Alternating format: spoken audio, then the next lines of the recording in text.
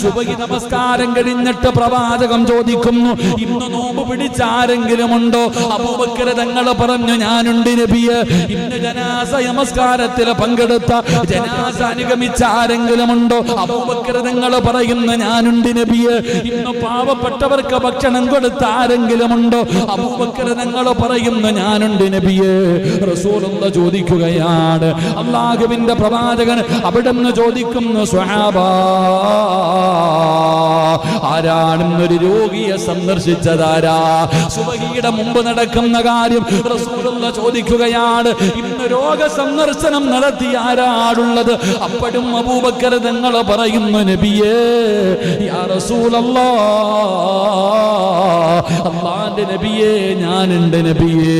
എന്റെ പ്രിയപ്പെട്ടവരെ, എന്ത് ചോദിച്ചാലും അബൂബക്കർ, എന്തു പറഞ്ഞാലും അബൂബക്കർ. പടച്ചവനെ, സ്വഹാബികൾ അത്ഭുതമാവുകയാണ്. എന്നിട്ട് പ്രവാചകൻ പറഞ്ഞു, സ്വഹാബാ, ഈ പറഞ്ഞ ഗുണങ്ങൾ, ഈ പറഞ്ഞ സൽക്കർമ്മങ്ങൾ ആരെങ്കിലും ഒരു മനുഷ്യൻ ഒരു ദിവസം ചെയ്തു കഴിഞ്ഞാൽ അവന് സ്വർഗത്തിലാണെന്ന് നബി മുഹമ്മദ് മുസ്തഫ സല്ലല്ലാഹു അലൈഹി വസല്ലമ തങ്ങൾ പറയുകയാ.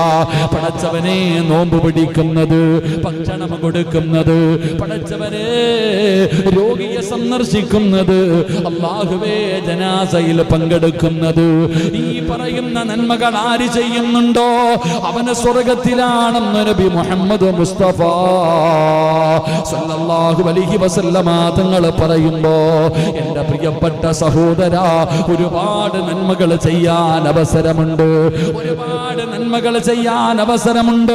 പാഴാക്കി കളയല്ലേ, പാഴാക്കി കളയല്ലേ.